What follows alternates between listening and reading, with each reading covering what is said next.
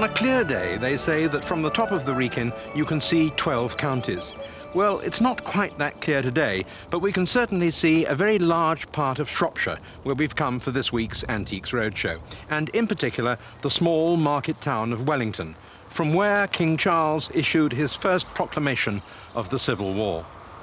This whole part of England has a particular interest for us because its rich industrial history has had such a major impact on the decorative arts.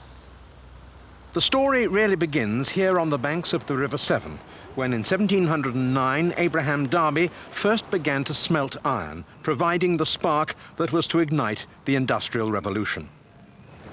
Less than a mile downstream from Darby's original foundry is its most famous creation, the iron bridge across the River Severn.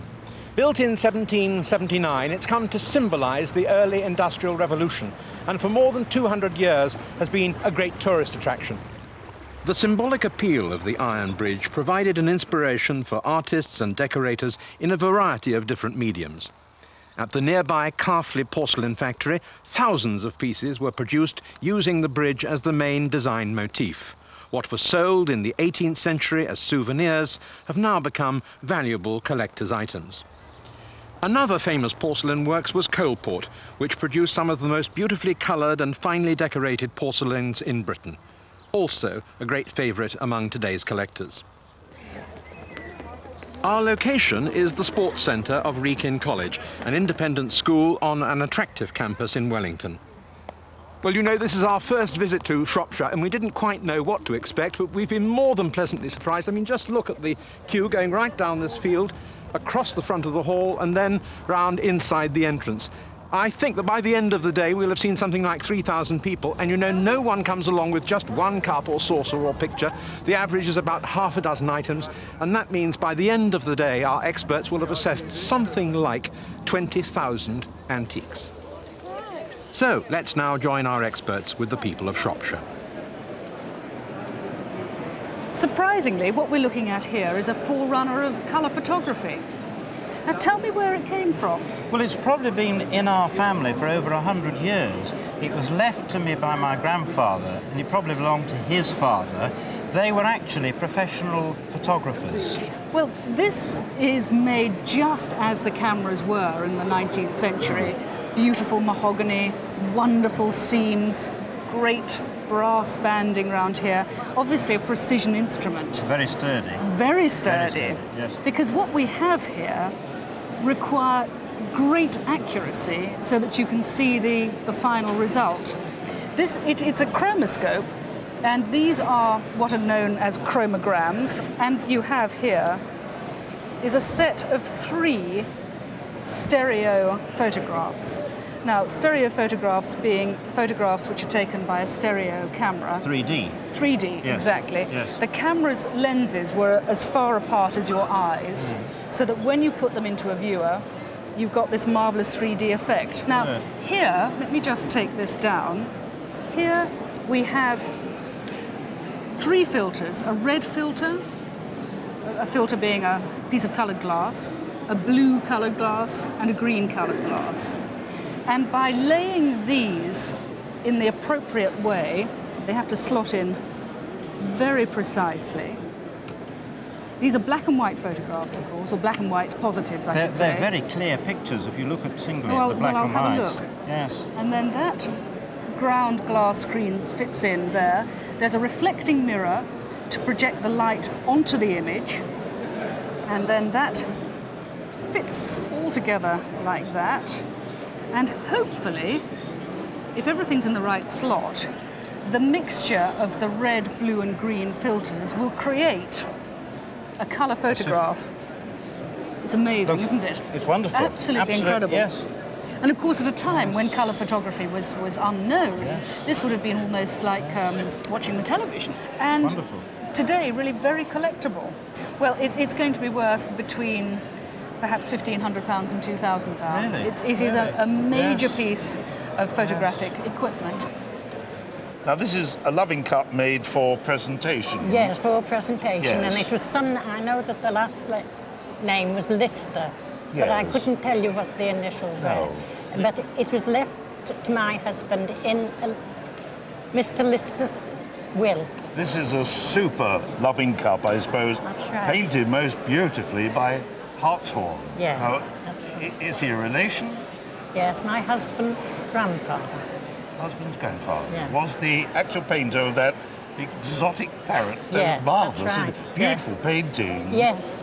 So the person Yes. it was made for left Yes, it to left it to Mr. my Hartshorn. husband. That's That's right. right. Like. That's Now how it's he got a did it. marvellous mark. This is called the ampersand mark, Yes. which is one of the great Coalpot marks of the mid-19th century. Is it? And Hartshorn is one of the great painters. So I think it's a Yes. wonderful mark. I think that's tremendous. Yes, And this yes. is That's- Mr. Hartshorn himself. That's This is it. James the Hartshorn, the James, painter of this. The painter of that. And he's wearing this fabulous... smoking cap. This is the smoking cap that he's wearing. Yeah. Might I try That's it over. on? Always wanted to try a smoking cap on.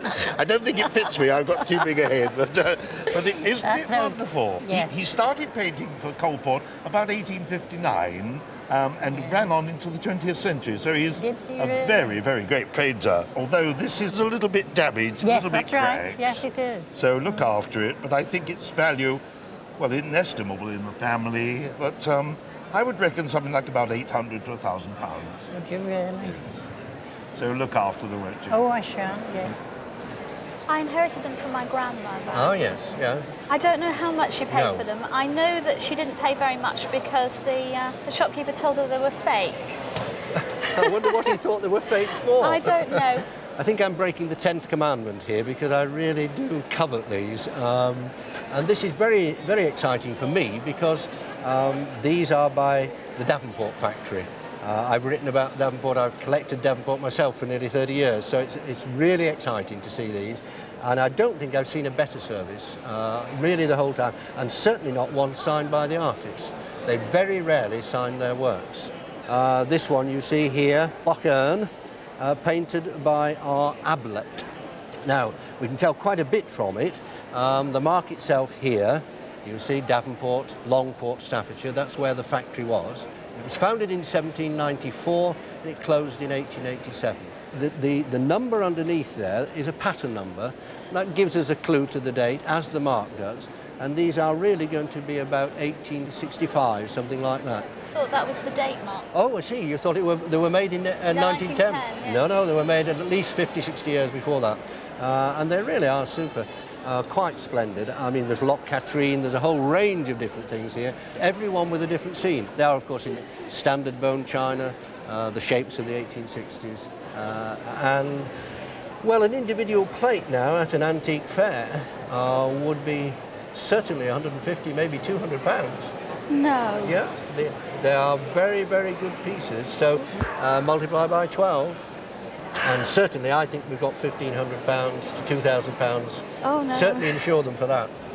Oh, I thought I'd be lucky if I got about £10 a plate. Well, I'm sorry if I've upset you, but they are No, so that's- good. The that's condition is wonderful. so good. This particular pair of pistols are English. They are screw-off barrel percussion pocket pistols that a gentleman would buy if he's going to do a journey from London to Dover, carrying money or valuables. He would have a pair of pistols, one in each pocket. This was a usual thing in the old days of coaching. I mean, one never knows, you know, the old footpads and the highwaymen, that sort of thing. Now, you've got the bullet mould here with a little block on the end.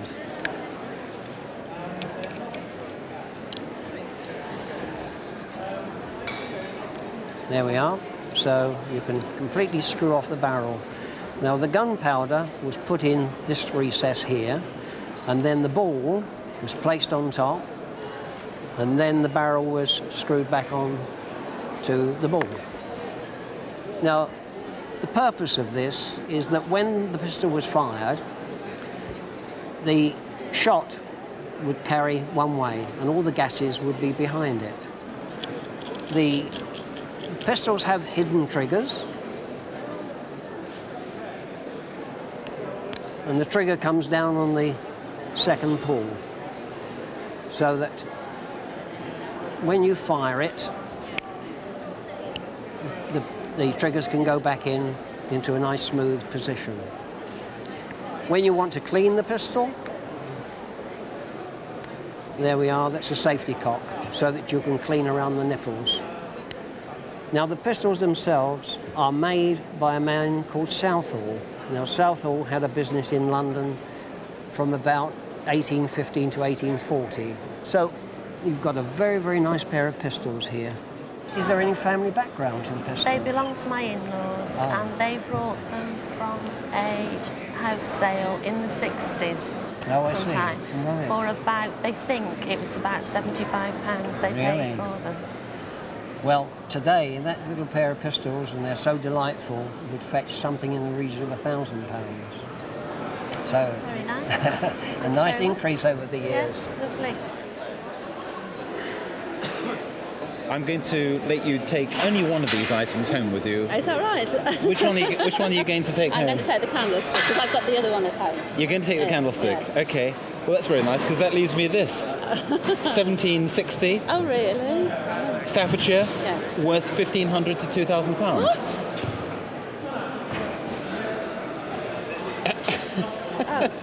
I'm sorry. It's okay, I'll let you take it home, I promise. But it is a particularly beautiful little object. And, well, what do you say about an object like that? It speaks for itself, but the beautiful detail in the modelling of the head and very little colour just to heighten the whole modelling of the piece. Beautiful object. Nice thing.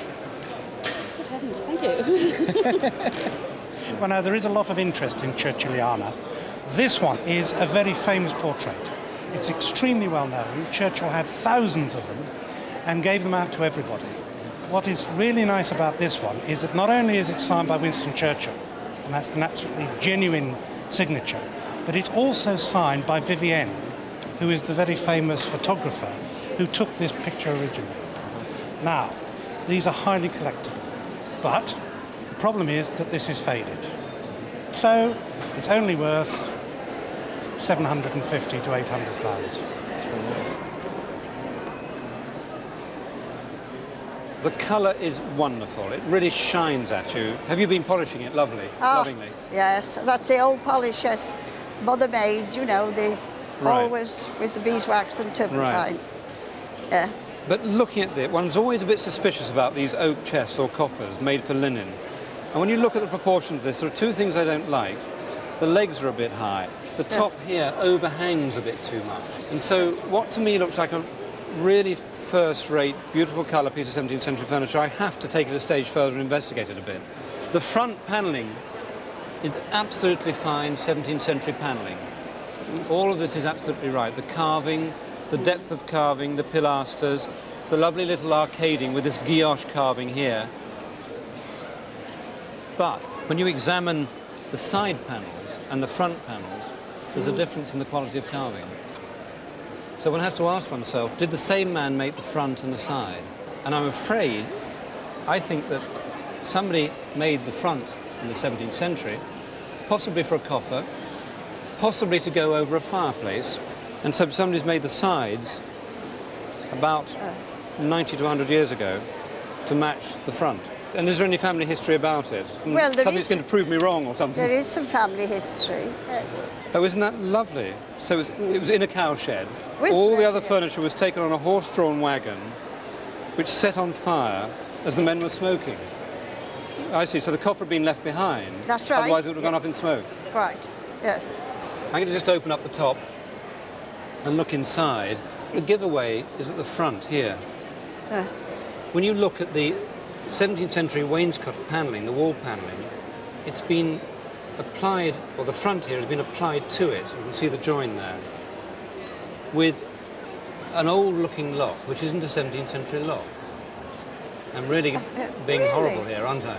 Really? But I think it's really been made to look like an old one. Although this is a beautiful piece of oak furniture, I'm sure it's been made up. Just fancy that. Yeah, very carefully done from old timber. All those years ago. All those years ago. And I still think that it would something, because of the beautiful colour, that would cost about £1,500 to buy in a shop, at least. Yes, yes. So it's quite an expensive piece.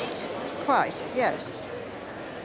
When I was up in London one day, I went to an antique market and I saw this pair and I rather liked them, so I decided to buy them.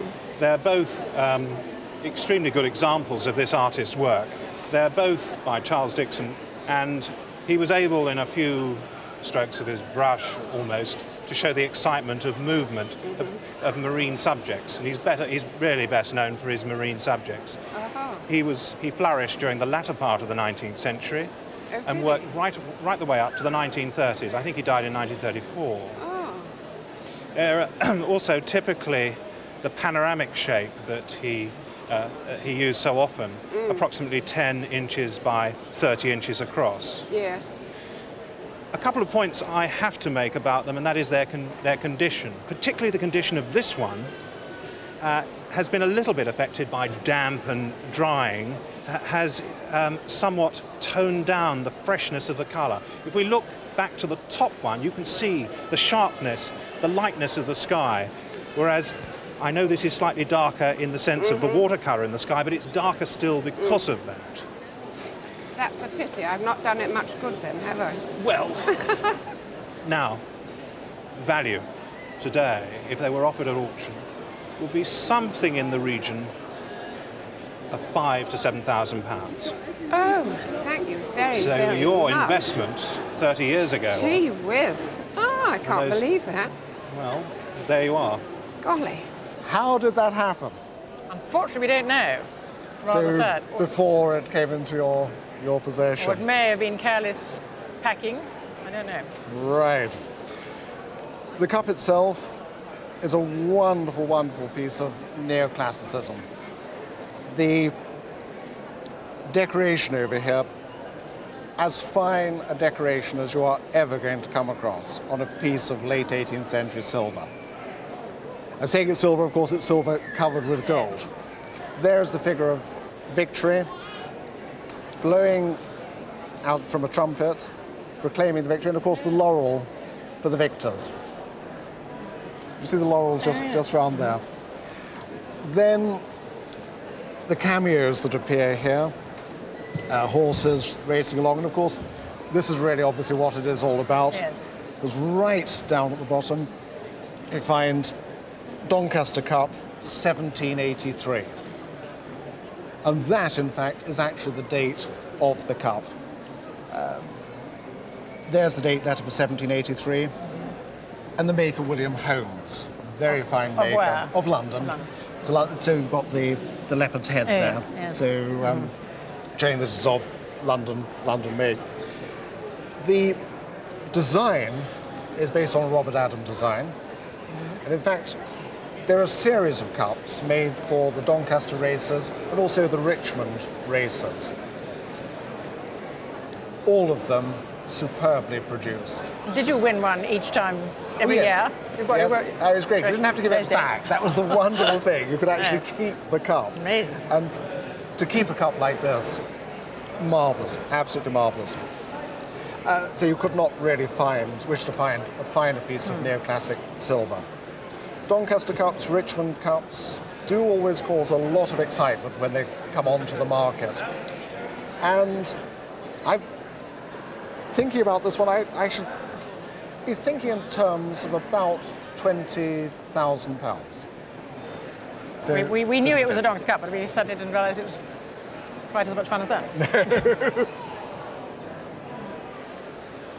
Well, as I was saying earlier, this part of Britain was very much the crucible of the Industrial Revolution. Iron smelting began here in 1709, and although one associates iron with massive structures like the Iron Bridge, in fact it was also used, was it not, Paul, for decorative purposes. Very much magnificent so. Things like these, kindly loaned to us by the Iron Bridge Museum. Yes, this piece I think says it all. We've got iron used for the first time as a decorative domestic material. We've got the combination of that, the unlikely combination, married with Coalport porcelain, delicate porcelain, hard iron, coming together in this inkstand, which says all about everything that came out of this valley in the 19th century. It was, as you say, the centre of it all. The story, of course, begins with a cooking pot like this, very basic. Everybody had them. Yes. Nicely dated, 1714. Only 5 years after smelting began. Yes, and Derby's patent for casting from sand was 1707. So this is right at the beginning of the casting process. That's where the history begins. And it develops on from that through all sorts of domestic uses, as you say, railway engines and bridges going on. But the art side of it expanding steadily through the 19th century. Living side by side, yes, and culminating in magnificent pieces like that, which at first glance, of course, looks like a bronze. Yes, in one level it's sad that the arms smelters felt they had to imitate bronze, but of course they couldn't sell their material without a bronze finish to it, or had difficulty because it was not accepted as an artistic material. It had been in Germany in the late 18th century, yes, but here John Bell's famous figure from the Great Exhibition of 1851, the Eagle Slayer, reproduced here with his permission in iron with a bronze finish. It's a wonderful, superb, isn't it? Statement about what you can do with iron. Wonderful, yes. And then right up till fairly recent times, I gather, they were making pieces like that as apprentice pieces. Yes, you can imagine the skill of making and casting this piece, finishing it, and this is how you were passed out. If you could make one of these, basically you could do anything. And so these are the most familiar statement about Coalbrookdale and what the iron industry meant in this area.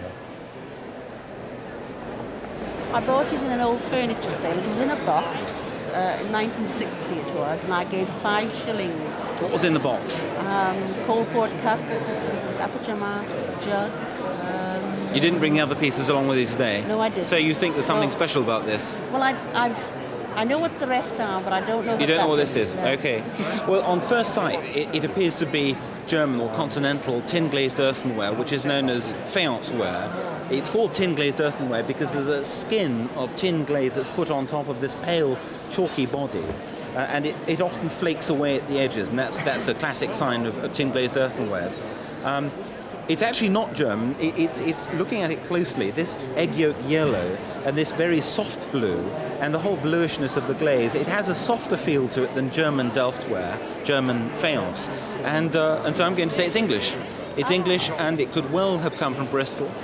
Date? You can have a guess at the date. No idea. I'm going to say it's about 1700. Very nice little object. Pretty thing. Before I get even more nervous, I'm going to take this off, because that's introducing a terrific strain. You can see there's a crack developing along there. That's going to make it worse. Okay. Right now, it's worth somewhere in the region of between £400 and £600. Wait till I see my husband. He wanted to throw it away. You want to throw it away? Oh my goodness. He's probably the man who put that on it. He did. Yeah, I thought so. It sounds like that sort of person. They say it began in Worcester and finished in Worcester. So this is 1651 when he fled to France. This is Charles II to be on the run. But why is he surrounded by Cromwellian troops, or are they his own troops? Yeah, his own troops. So both sides wore the same sort of armour? That's right, yes. So this is made of heavy leather? Yes, a buff coat would withstand a spent ball. And a spent ball could actually kill you. Is this a ricocheted ball? A spent ball? No. A spent ball is a ball that's lost its force. Yes. And it'll hit, so it'll go onto those buff coats and it wouldn't penetrate them. That's what I'm really saying. But this is far more beneficial to wear a buff coat than a breastplate, because the breastplate would open like a tin can inwards and do far, far more damage. So. Well, that helps me a lot. Thank you very much, Roy. Okay. What's particularly nice about these diamond earrings is their lovely condition and the nice original case. It comes from Streeter, and they were very well-known jewellers of the late 19th century in Bond Street. They were quite a large and prolific firm, and there's a catalogue which you can still get reproductions of showing all the original prices of these. These would probably have been about £5 in the 1880s. Good gracious. Going to the earrings, they're old-cut diamonds. They're what are called cushion-cut shaped stones, and they're a bit television screen shaped. They're not quite round. And they didn't really introduce the completely round diamond until the 1910, 1920. And so you can date these to the late 19th century because of that shape.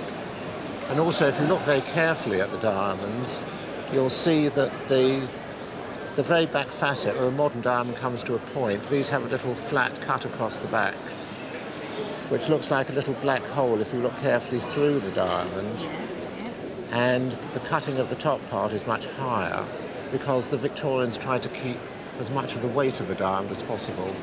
Whereas in the 1900s, 1920s and 1930s, they worked out very scientifically how to cut the diamonds to give the maximum refraction.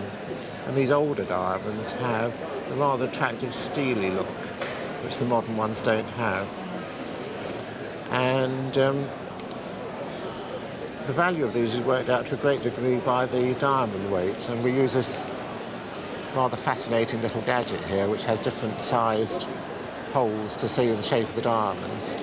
And because they vary very slightly, you generally speaking have to use your loupe to make sure that you've got the right size. And the stones around the edge are about 10 points, that's a tenth of a carat each. Yes. 8 in each, that's 80 points. Yes. 160 the two, and the centre stones are about 30 points each. So you've got about 2 1/4 carats, and they're worth about 2,500. Are they really? It's quite a good rule of thumb to say that a carat of diamonds in a nice, desirable pair of earrings like this is worth around £1,000 a carat. It's quite a good way of working it out.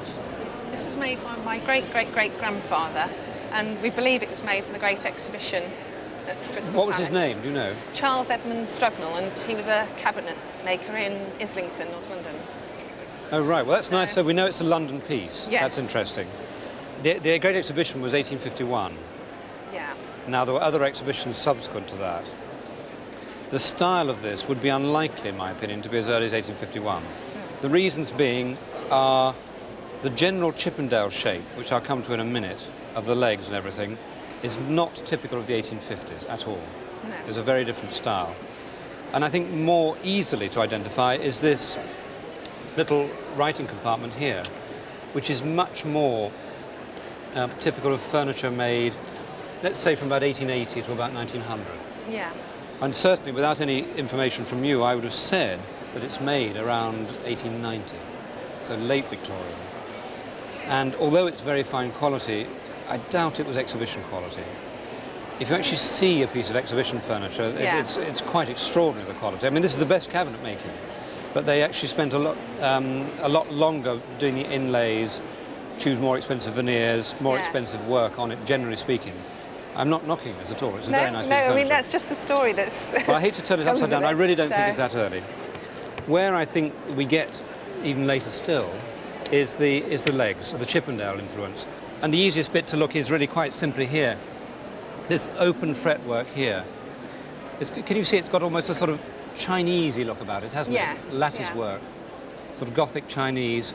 And in fact, it covers the three things, the three principles that Chippendale used. This sort of Chinese lattice work. This is verging on the Gothic, Islamic, here. And this is the third of the three orders, if you like, that he followed in the 1750s when he was designing this Rococo C scroll here. Yeah. But that, again, is very Chippendale and leading to this cabriole leg. And again, you've got the fretwork. We've talked about the open fret in the bracket. This is blind fret here. Yeah. Quite simply, you can't see through it. It's blind, if you Yeah. like. Similar sort of decoration. This style became very, very popular in about the 1885, 1890 period. The Chippendale revival became very, very, really gathered momentum. And this is not intended in any way to be a fake or even a copy of the original. No. It's an eclectic view of how a Chippendale desk should have been, the improved late 19th century version. It's a very sophisticated piece, very attractive. Have a stab at what it's worth. I haven't got a clue. So... I would imagine a retail price of at least £4,000 for it. Right. As you can imagine, a picture like this is of great interest actually to a number of experts here. In fact, I've had the privilege of checking it out, first of all with Roy, on the uniforms. Because the thing about the Victorian artists, they tend to be very accurate. And Roy is a great expert on costumes and everything else, so I wanted to ask him about whether Charles II's costume and all his men's costumes were correct. And he led me all the way through it. So he told me all about the jerkin and how it was replacement for armour against powerful spent bullets, and about the helmets, and this is a rare helmet with 3 bars, etc.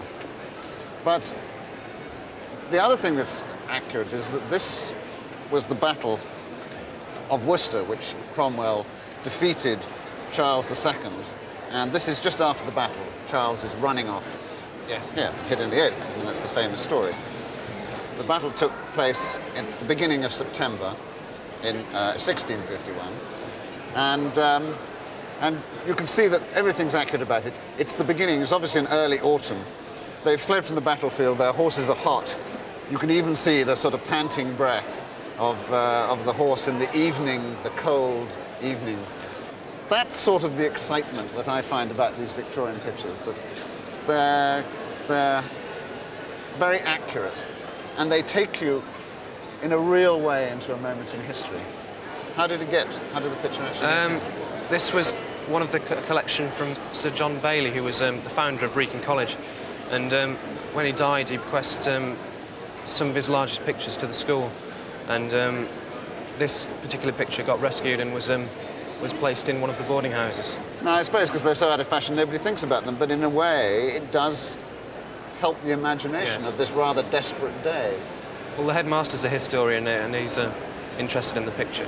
Well, actually, it was a very famous picture in its day. It was exhibited at the Royal Academy in 1898, so it was famous then, and it's not so popular today, but it still would command quite a good value on the market. I should say around £10,000, £10,000 to £15,000. Really? You had them framed on the wall, or...? I can never remember them being framed. No. My mother can, and as far as I know, she said they've been thrown to Rag and Bone Man. Oh, the frames? The frames not were. The plaques, Not the plaques, no. The detail in this is fantastic. There's so much going on. It's such a complicated scene. Now, this type of Austrian, German plaque of the late 19th century has become terribly desirable recently. They come in a great variety of styles. This is a most unusual one because of the intricacy of the design. All these components which fit together to form a story, the chess players and the bathers and so on, make no sense at all if you put it all together. No. And yet it makes a wonderful, intricate design. And this slightly sort of erotic air that they have is very characteristic again of this type of painting. This should fetch about £1,500. So, you know, there's quite a lot of money tied up in a piece like this. However, that's only part of the story, because if we take that one away, which is actually my favourite, I like very much the subject matter of that, and then much more classic is this one, which is a very much grander piece, wonderfully painted by an artist called Wagner, who was one of the top artists in this porcelain painted plaque style. Late 19th century again, the same sort of date. This is the thing that the collectors really go wild for. Which do you prefer? I prefer You prefer this one, for the style of the painting, for what it represents? And from childhood memories as well. Right. Plaques like this, at the very top of the market, have fetched large sums indeed. I mean, if I say to you £8,000, possibly £10,000, and possibly even more. There is a taste for these in Japan, where they have paid even larger sums than that.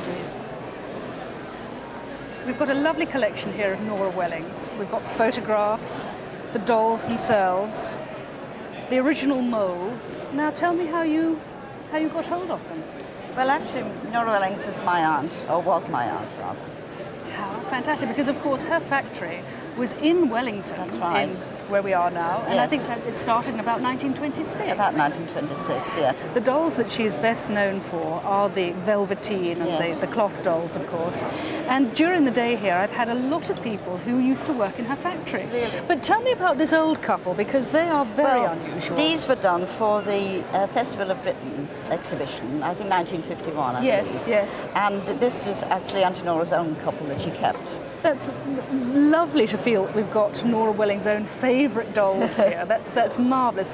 But I can understand perhaps why they weren't great sellers. They're very evocative, but they're not really beautiful, are they? Oh, no, not at all. They're really collector's items, aren't they, rather than... They weren't a mass-produced doll. And this is Miss Borneo. Yes.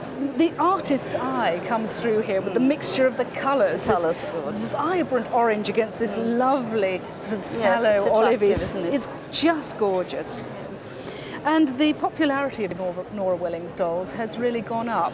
And are you interested in the value? I don't know. Well, yes, of course. I mean, obviously, these will never be sold. No. They'll be my grandchildren's, I hope. This one I would have said would be perhaps £200 to £300 as an estimate. But something like the old couple, particularly since this particular pair were Nora Welling's own personal favourites, perhaps between £600 and £800. Well, that's nice to know. Thanks so much for bringing them. Indeed. Thank you. I was gifted by my mother. Did she buy it? Yes, she did, for 50 pence. from some outside an auction sale. Somebody had bought some frames. This was one of the frames, and the frame was actually broken. So she went along to this person and said, "Do you really want that one? Because I'd like the picture." And they said, "You can have it for 50p. It's beautiful, isn't it? It is, yeah. Wonderful quality. Jessie King Yes. was one of the Glasgow girls. I mean, Glasgow at the turn of the century was a powerhouse of design, and Jessie King was not only an illustrator, but she was also a designer. She designed wallpaper, she designed fabrics, but she became internationally famous at the beginning of this century for book illustration and book covers. She went to Paris with her husband E.A. Taylor, who was also a designer and furniture manufacturer, and she's got very interested in the art of batik. Yes. And she wrote a wonderful book which she disguises as a fairy story on the art of batik. And also in Paris, she got very influenced by Bakst, who was the Russian ballet designer, and that brought a lot of colour into her work. So when they returned at the beginning of the First World War, fled back to Scotland, to Kirkcudbright, her designs became much more colourful. But I think this is a sort of middle period Jessie King. And by that I mean that early on she's, if you like, even more detailed and fine, minute lines. Later she becomes much broader. But here she is still very fine, but very colourful as well. She's a particular favourite of mine. And her very best things are not on paper, but on vellum. And this is on vellum. Is it? Yes, it's on. Well, you can see there's an almost translucent feel to it. And it's a very special watercolour. As for the value, £3,000 to £5,000. Oh, how marvellous! Wonderful. I was told it was Japanese. Well, it is. It's very, very boldly painted. This is a pomegranate. That symbolises fertility, and you've got chrysanthemum for immortality. But the whole way this is done, this is a very unusual dish. It's a saucer dish, or deep saucer dish, and it's broken up into these kind of zones. And the way it's done, it's so schematic. It's actually done by the Japanese looking probably at Dutch copies of Chinese. They're actually doing it through an intermediary. That's why it looks so simple and so schematized. But it's a very early piece. This one probably dates from about 1660 to 1670. It's a wonderful example of the early export material made by the Japanese copying the Chinese. And one of the good things about this, and it's unusual to get this on this type of thing, is the fact that this porcelain sagged. It's a good characteristic of Japanese porcelain that it sags. That's why in the end they started putting little stilts to support it. Red, iron red around here, it's absolutely typical. And this rather battered slate, well, who wouldn't be after all this time, is probably around about £200, but it could have been worth 2,000 or 3,000. All right? I didn't break it. Well, when you brought this in earlier today, sir, I thought we might have had something interesting. And I'm very grateful that you took the trouble to go home and bring us the rest of the object. She's a marvellous carved wooden figure of a Chinese lady, complete with little miniature feet, bound feet. And in fact, of course, she lives here in the top of the clock. It's, in our opinion, Chippendale, taken from Chippendale designs, which were first published in 1754, and in what is called the chinoiserie style.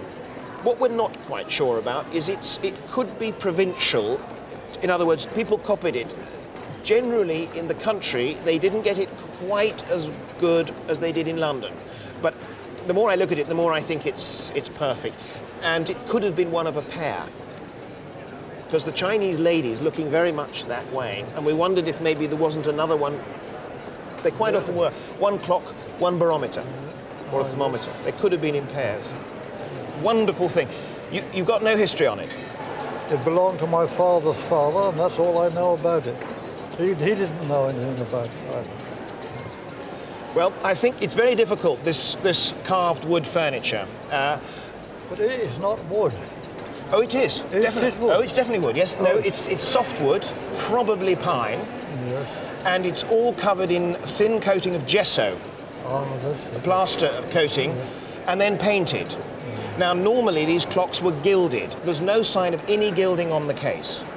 It was probably painted something on the lines of this sort of buffy, browny colour to match the painting in the house. I was just wondering, can you account for this cut here? Yes, that whole figure here was one block of wood. It was cut and pierced and then stuck on in separate pieces. The whole clock is made of separate pieces. You'd never get a big piece of wood that size and carve it in one. It dates, I think, from about 1760, and if we can just look at the dial of the clock, it's actually signed Pat Cock Not, which is probably Nottingham, almost certainly, abbreviation of Nottingham. Now, I can't find any record of him in the books I have here with me, so we don't really know at this point anything about him. There's a monogram lower down, and that would appear to be T.C. Usually, that's the monogram of the owner. And a lot more research would be needed to discover if we could find out the owner of the piece. It's possible it was in an important house near Nottingham. Originally, the dial was all silvered, which over the years has worn off. The movement is also period. Date, we're probably talking 1755, 1760-ish, I think. And really a wonderful object. Now, it comes to evaluation. I'm going to have to go out on my own. It's a very difficult piece. We've only had a short time to look at it. I think I'm going to go for something in excess of £20,000. How much? In excess of £20,000. Well, I must say we certainly did not exaggerate the impact of the building of the Iron Bridge on the local decorative arts. Throughout our day here, we've seen dozens of pieces like this particular bone china mug, made quite literally as a commoner garden souvenir and sold probably for a shilling or two, now valued at £300 to £400. And a similar value is put on this fine print, which is particularly interesting for us because it dates from 1782, just 1 year after the bridge was opened. Well, we've had a great day here in Wellington, but I particularly hope that you'll join us next week at the same time when we're off then to the coast of East Yorkshire. So until then, from everyone in Shropshire, goodbye.